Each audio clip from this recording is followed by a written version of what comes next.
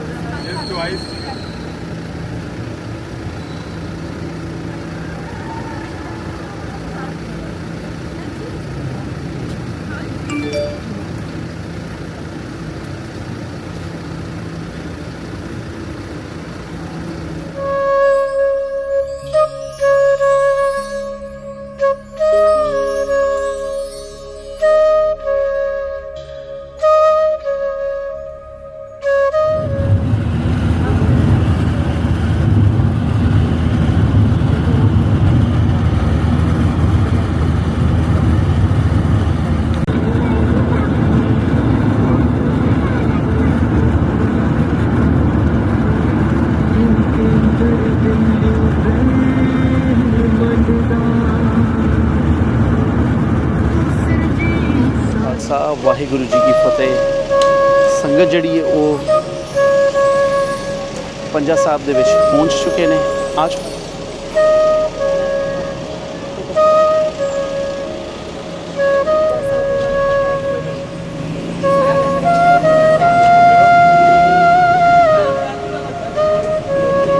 पंजा साहब विच पहुंच चुकियां ने और सोहना स्वागत जिहड़ा पंजा साहब की इंतजामिया राही साडा हो रहा है। तो ये उही गुरु घर ने जिहड़े तुसीं रोज़ अरदास करदे हो। तो आओ तो असीं इन्हां दे दर्शन करिए, खुले दर्शन करिए।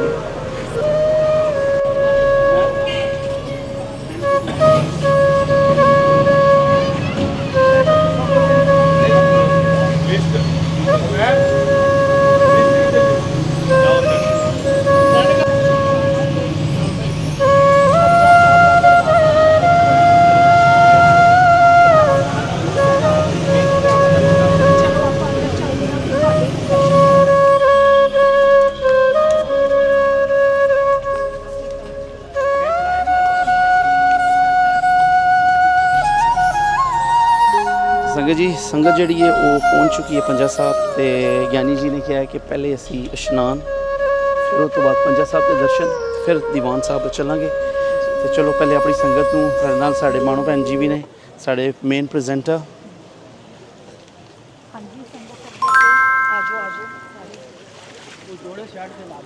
किस साइड पे?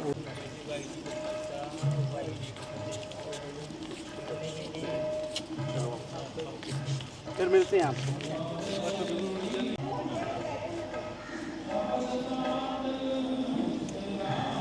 पवित्र स्थान है जिथे गुरु महाराज का पंजा अज भी तुसी वेख सकते हो। हर वीडियो असी विखाई दा, पर तुहानूं विखाण का मकसद है कि तुहानूं भी इनकरेजमेंट मिले कि तुसी भी आओ और इन्हां थावां दे जिहड़े ने दर्शन करो।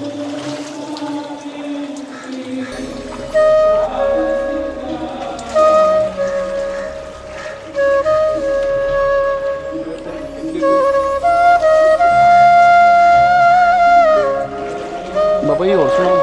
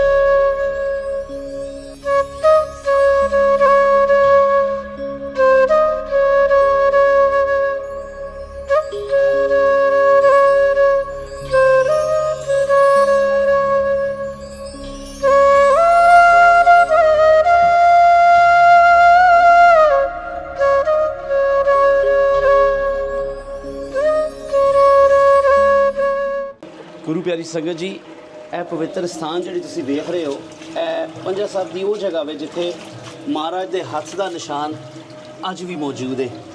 ਤੇ ਸਾਰੀ ਜਿਹੜੀ ਸੰਗਤ UK ਔਰ ਯੂਰਪ ਤੋਂ ਜੁੜੀ ਹੈ, ਉਹਨਾਂ ਨੇ ਖੁੱਲ੍ਹੇ ਦਰਸ਼ਨ ਦੀਦਾਰੇ ਕੀਤੇ ਨੇ ਪੰਜਾ ਸਾਹਿਬ ਦੇ। ਹੁਣ ਇਹਦੇ ਤੋਂ ਬਾਅਦ ਅਸੀਂ ਜਿਹੜਾ ਵੇ ਚੱਲਾਂਗੇ ਦੀਵਾਨ ਹਾਲ 'ਚ, ਉੱਥੇ ਸੁਖਮਨੀ ਸਾਹਿਬ ਦਾ ਪਾਠ ਕੀਤਾ ਜਾਏਗਾ ਔਰ ਨਾਲ ਹੀ ਨਾਲ ਕੀਰਤਨ ਕਰਾਂਗੇ ਔਰ ਅਰਦਾਸਾਂ ਕੀਤੀਆਂ ਜਾਣਗੀਆਂ। ਮੈਂ ਫਿਰ ਕਹਾਂਗਾ ਜਿਹੜੀ ਸੰਗਤ ਸਾਡੇ ਨਾਲ ਨਹੀਂ ਆਈ, ਸਾਡੇ ਆਉਣ ਵਾਲੇ ਨਵੰਬਰ ਦੇ, ਫਰਵਰੀ ਦੇ, ਅਪ੍ਰੈਲ ਦੇ ਇਹ ਸਾਰੇ ਟ੍ਰਿਪ ਬੁੱਕ ਕਰਵਾਓ, ਤਾਂ ਕਿ ਤੁਸੀਂ ਵੀ ਇਸ ਪਵਿੱਤਰ ਧਰਤੀ 'ਤੇ ਆ ਕੇ ਉਹ ਚੀਜ਼ਾਂ ਵੇਖ ਸਕੋ ਜਿਹੜੀ ਤੁਸੀਂ ਡੇਲੀ ਜਿਨ੍ਹਾਂ ਵਿਛੜੇ ਸਥਾਨਾਂ ਦਾ ਤੁਸੀਂ ਅਰਦਾਸ ਐਵਰੀਡੇ ਕਰਦੇ ਹੋ।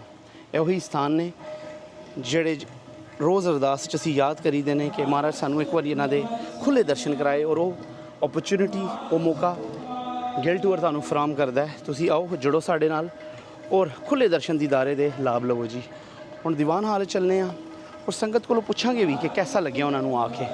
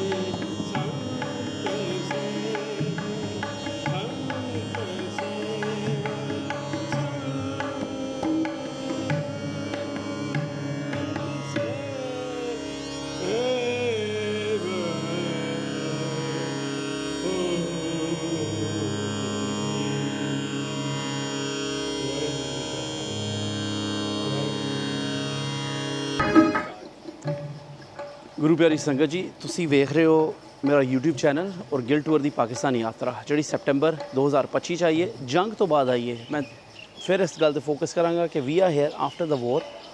ਔਰ ਆਪ ਸੰਗਤਾਂ ਨੂੰ ਮੈਂ ਦੱਸਦਾ ਚੱਲਾਂ ਕਿ ਸਭ ਤੋਂ ਵੱਡੀ ਖੁਸ਼ਖਬਰੀ ਇਹ ਹੈ ਕਿ ਐਵਰੀਥਿੰਗ ਇਜ਼ ਨੋਰਮਲ। ਜਿਵੇਂ ਲੋਕ ਕੁਝ ਸੋਚਦੇ ਨੇ ਕਿ ਜੰਗ ਤੋਂ ਬਾਅਦ ਹਾਲਾਤ ਖਰਾਬ ਹੋਏ ਨੇ ਜਾਂ ਕੁਛ ਇੱਥੇ ਫਰਕ ਆਏਗਾ, ਨਹੀਂ। ਹੌਸਪਿਟੈਲਿਟੀ ਵੀ ਉੱਦਾਂ ਹੀ ਹੈ, ਉਹੀ ਲੋਕ ਨੇ ਔਰ ਉਹੀ ਸਾਡੇ ਗੁਰੂਕਾਰ ਨੇ। ਸਭ ਕੁਝ ਸੇਮ ਹੈ ਔਰ ਸਭ ਕੁਝ ਉਵੇਂ ਹੀ ਸਿਕਿਉਰ ਹੈ। ਤੁਸੀਂ ਆਪਣੀਆਂ ਬੁਕਿੰਗਾਂ ਕਰਵਾਓ, ਸਾਡੇ ਦਿੱਤੇ ਨੰਬਰਾਂ 'ਤੇ ਕਾਲਾਂ ਕਰੋ। ਸਾਡੀ ਨਵੰਬਰ ਦੀ ਗੁਰਪੁਰਬ ਦੀ ਯਾਤਰਾ, ਉਸ ਤੋਂ ਬਾਅਦ ਸਾਡੀ ਯਾਤਰਾ ਵੇ ਫੈਬਰਵਰੀ ਵਿੱਚ, ਔਰ ਉਸ ਤੋਂ ਬਾਅਦ ਵਿਸਾਖੀ। ਇਹ ਸਾਰੀਆਂ ਡੇਟਾਂ ਤੁਹਾਨੂੰ ਸਾਡੀ ਵੈਬਸਾਈਟ ਗਿਲ ਟੂਰ 'ਤੇ ਮਿਲ ਜਾਣਗੀਆਂ। ਸਾਡੀ ਵੈਬਸਾਈਟ ਵੀ ਥੱਲੇ ਸਾਡੇ ਦਿੱਤੀ ਹੋਈ, ਔਰ ਨਾਲ ਹੀ ਨਾਲ ਇੱਥੇ ਮੈਂ ਲਿੰਕ ਐਡ ਕਰ ਦਾਂਗਾ ਸਾਡੀ ਵੈਬਸਾਈਟ ਦਾ।